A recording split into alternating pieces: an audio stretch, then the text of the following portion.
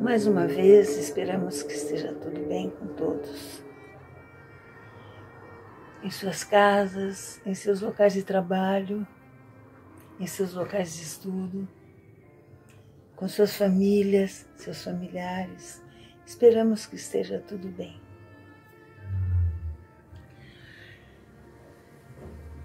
Nós vamos, mais uma vez,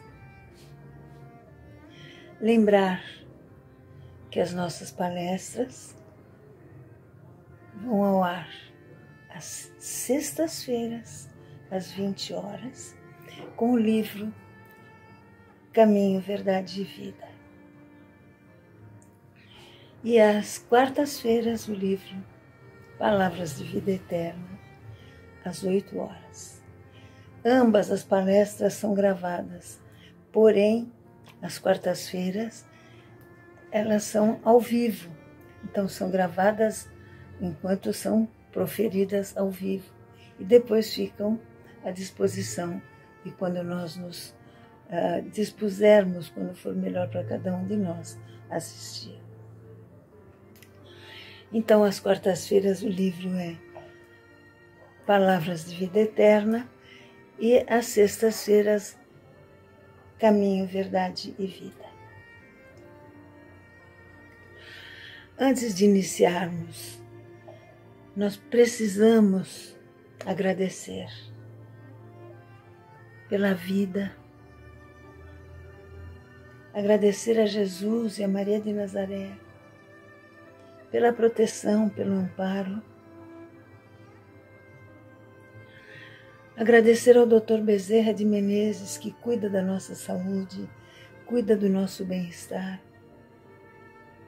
Agradecer aos mentores pela sustentação, pela ajuda que vamos ter, para entendermos melhor os ensinamentos contidos nesta lição maravilhosa que Emmanuel preparou especialmente para cada um de nós e que nos chegam através da mediunidade de Francisco Cândido Xavier. Ambos os livros, Palavras de Vida Eterna e Caminho, Verdade e Vida, foram ditados por Emmanuel e nos chegam através da mediunidade de Francisco Cândido Xavier. Hoje nós vamos falar a respeito da lição 107. E Emmanuel nos lembra uma referência evangélica e fala a vinda do reino. Isso está no Evangelho de Lucas, capítulo 17, versículo 20.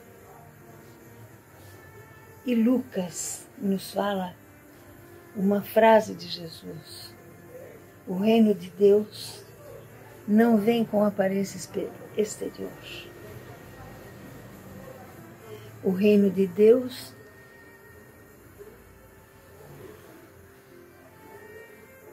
não é visível. Não vem o reino de Deus com aparência visível. Na explicação de Jesus sobre a natureza do reino de Deus, Jesus então nos diz que o reino de Deus não é visível. Ele não vem com essa aparência de matéria, material. Não vem de maneira aparente. E essa é a natureza do reino. Por que que ele não vem de maneira visível? Jesus nos explica. Porque ele está imerso em cada um de nós. É por isso que o reino de Deus não tem aparência exterior. O reino de Deus, quando a gente estuda, então nós falamos a respeito que isso aqui é matéria. O que nos envolve é matéria. E mais à frente nós vamos lembrar algo que o próprio Jesus falou a respeito desta matéria. E isso aqui é matéria que envolve a nossa alma, que envolve o espírito. E nós todos somos criaturas de Deus, somos divinos, todos nós. Nós todos temos essa centelha divina que está imersa, essa centelha está imersa em nossa matéria. Por isso que o reino de Deus não é visível, ele é espiritual, de acordo com as palavras de Jesus, porque ao responder aos fariseus, Jesus fala, o reino de Deus não é visível, porque ele está dentro de vós. Os grupos religiosos normalmente não entendem ou não procuram se aprofundar nos ensinamentos de Jesus e ficam, ao invés de procurar entender e explicar, quase sempre ficam mais preocupados em converter e conquistar as pessoas. Alguns adeptos das religiões, eles anseiam mais em transformar as concepções, transformar as ideias e realmente as concepções dos amigos, dos familiares, para que todos possam pensar como eles. E por causa disso, em toda parte, nós somos defrontados por irmãos preocupados em seus círculos de estudo, na tentativa de nos persuadir, de nos convencer, de convencer as pessoas a aceitar essas crenças, as suas crenças, o seu modo de ver, em geral relativas à religião ou à política. Esta atividade nem sempre é boa, nem sempre é útil, nem sempre é favorável, porque algumas pessoas já têm uma certa convicção daquilo que estão abraçando da religião, da política, e algumas pessoas já estão a caminho de uma convicção, de um entendimento a respeito do que eles entendem por religião. E essa insistência em modificar pode, inclusive, perturbar esses projetos que já estão em realização, que já estão a caminho desse entendimento de Deus, de Jesus. Jesus diz que o reino de Deus não vem com aparência exterior.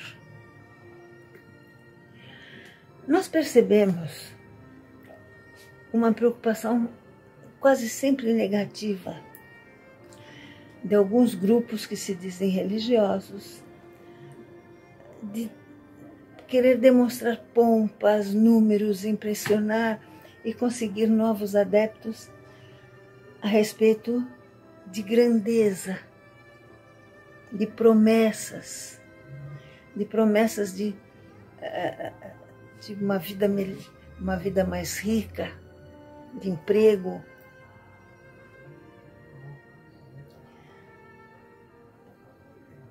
São exibições transitórias do poder humano que isso não comprova o reino de Deus. Eu prometer para alguém que, se seguir a minha religião, eu vou conseguir que ele seja mais rico, que ele tenha um emprego melhor, que ele possa comprar uma casa. São promessas vazias, porque isso não prova, não nos traz um ensinamento a respeito do reino de Deus. Essa realização divina, essa concepção de Deus, de Jesus, ela começa no nosso íntimo, no íntimo de cada um de nós, e constitui esta luz que Emmanuel diz, São palavras de Emmanuel. Constitui a luz do nosso templo interno. Paulo de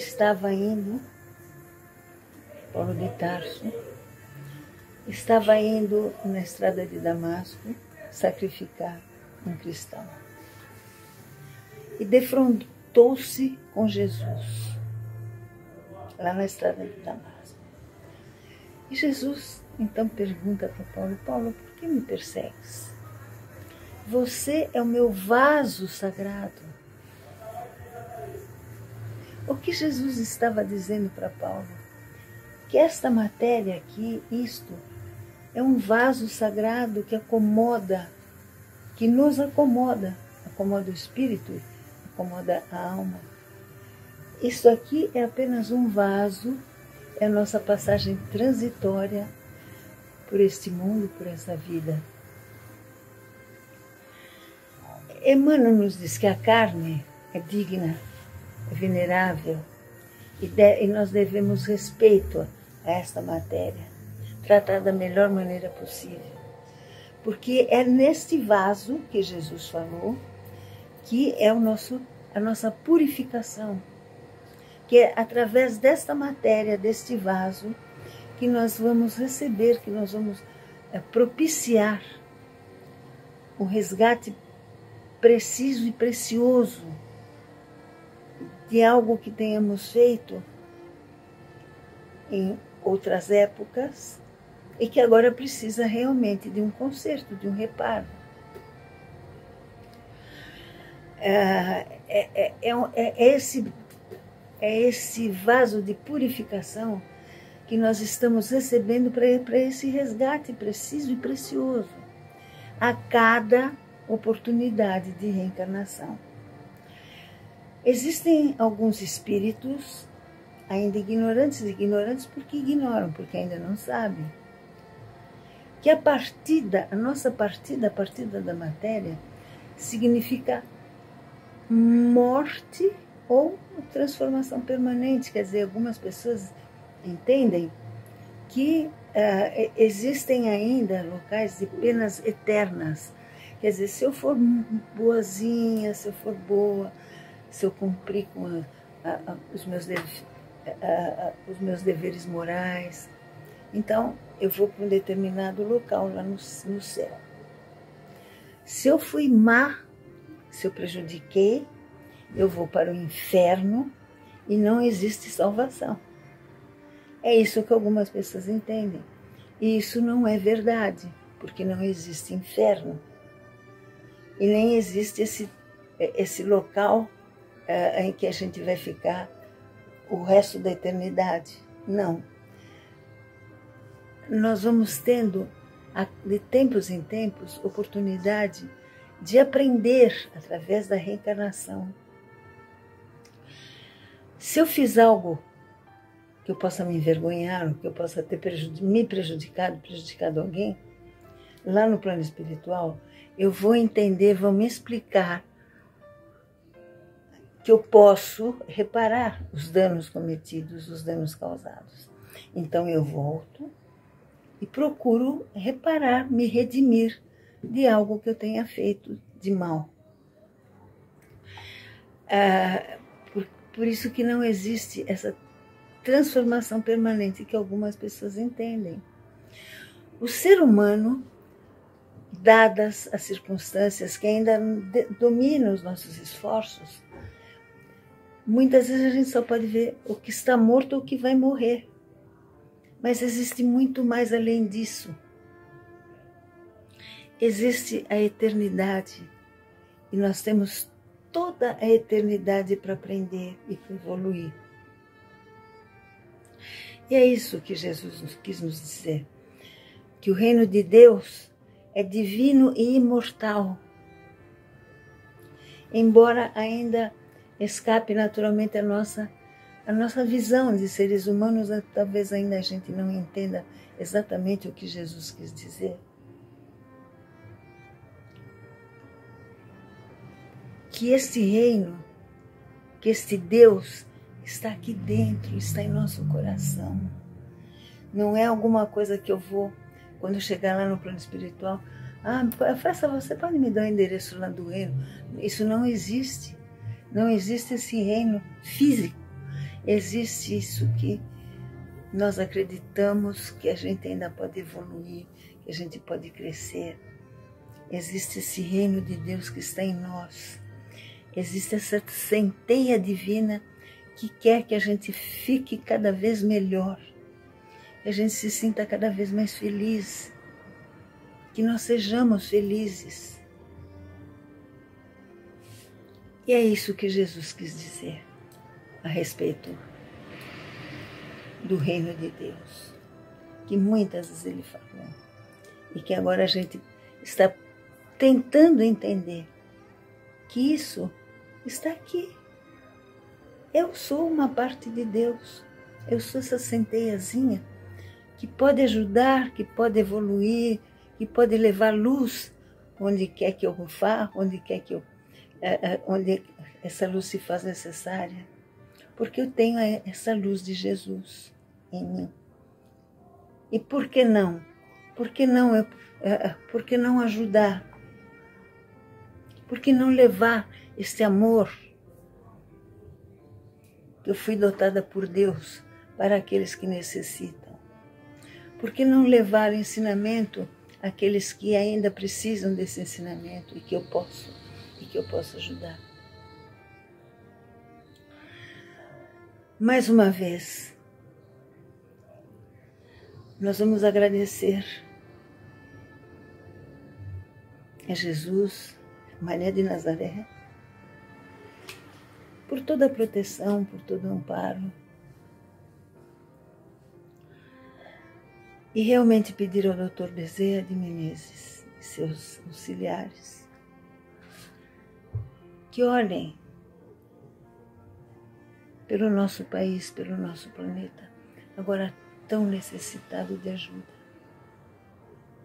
Pedir a Maria de Nazaré que estenda o seu manto azul, para que logo essas desavenças entre irmãos, como Jesus havia previsto, que isso termine,